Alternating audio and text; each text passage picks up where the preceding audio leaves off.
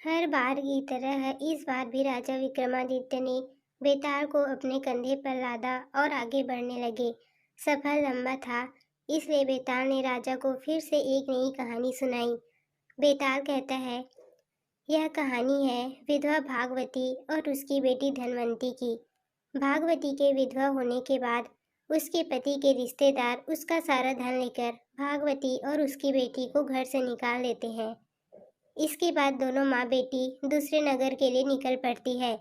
रास्ते में दोनों एक जगह आराम करने के लिए रुकती है, तो वहाँ एक सिपाही एक चोर को बांध कर रखे रहता है। चोर को प्यास लगी होती है। वो भागवती और उसकी बेटी धनवंती से पानी पिलाने के लिए विनती करता है। पानी पीने के बाद वो माँ बेटी से सारी बातें पूछता है कि उनके साथ क्या हुआ था। सारी बातें सुनने के बाद चोर धनवंती के साथ शादी करने की इच्छा रखता है। यह सुनकर भागवती को गुस्सा आता है और वो उस सिपाही को चोर की बात बताती है। सिपाही भी चोर पर गुस्सा जाहिर करते हुए कहता है कि कुछ दिनों में तुम्हें फांसी लगेगी और तुम शादी करने की बात करते हो। यह सुनकर चोर कहता है, बहुत पाप किए हैं मैंने। अब लगता है कोई तो हो जो मरने के बाद मुझे पानी दे सके।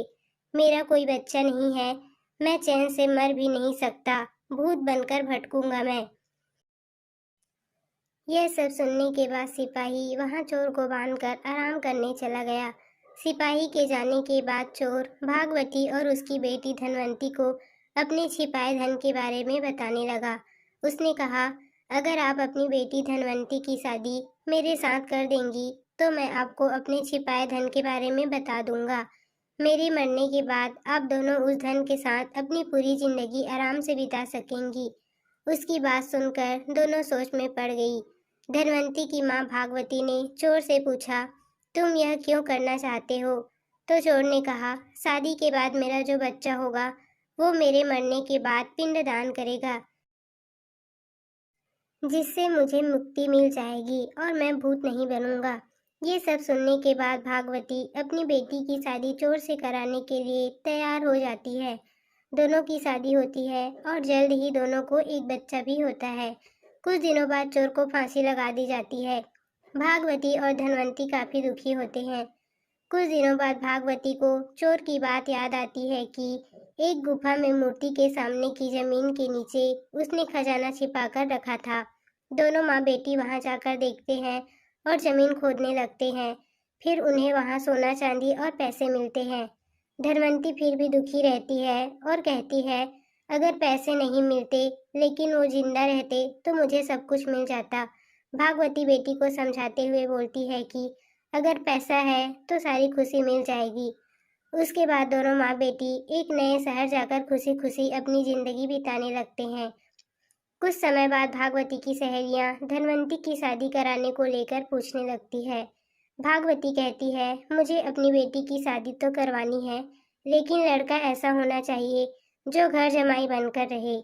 फिर कुछ वक्त बाद एक पंडित लड़का उनके घर लाता है, जिनके सामने भागवती अपनी बेटी धनवंती की शादी का प्रस्ताव रखती है।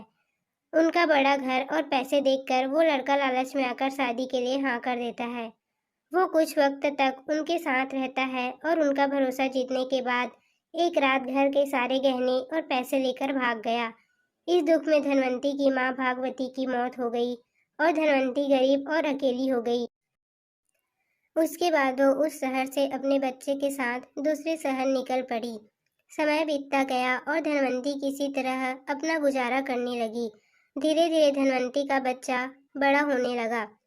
एक दिन दोनों माँ बेटे रास्ते में भटक रहे थे कि इतने में उन दोनों की नज़र एक राजकुमार पर पड़ी, जिसके गले को एक अजगर ने जकड़ रखा था।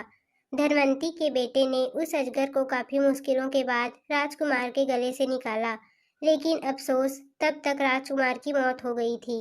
इसी बीच राजकुमार के पिता, जो कि उस राज्य के राजा थे, वो वहां पहुंच गए।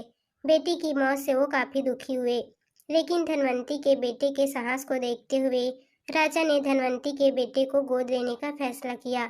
धनवंती और उसका बेटा महाराज के यहाँ रहने लगे। धनवंती का बेटा देखते ही देखते राजमहल और राजा के सारे कार्यों को सीख गया और राजा के बेटे की जगह ले ली। राजा की उम्र बहुत ज्यादा हो गई थी और कुछ वक्त बाद राजा की मौत हो गई। राजा ने मरने से पहले धनवंती के बेटे को सारा राजपाट सौंप उसे राजा बना दिया।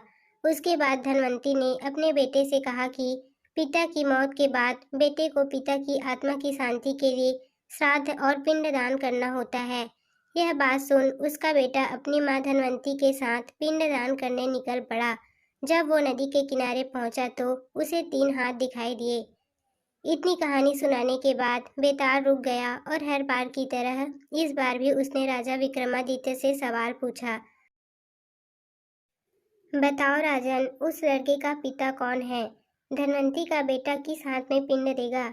इसमें एक हाथ उस चोर का है जिसके साथ धनवंती की शुरुआत में शादी हुई थी।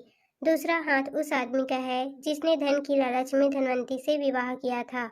और तीसरा हाथ उस राजा का जिसने धनवंती के बेटे को गोद लेकर अपने बेटे की तरह रखा था। विक्रमादित्य ने जवाब दिया, उस लड़के का पिता वो चोर है जिसने धनवंती से पूरे रीति रिवाज के साथ शादी की।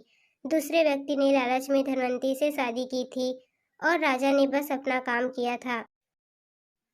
चोर ही धनवंती का असली पति और उसके बेटे का पिता है, क्योंकि उसने धनवंती के लिए बिना किसी स्वार्थ के मरने से पहले धन छोड़ा ताकि वो खुशी से आराम की जिंदगी बिता सके। यह सुनते ही बेताल बहुत खुश हुआ और वापस घने जंगल में उसी पेड़ पर जाकर लटक गया।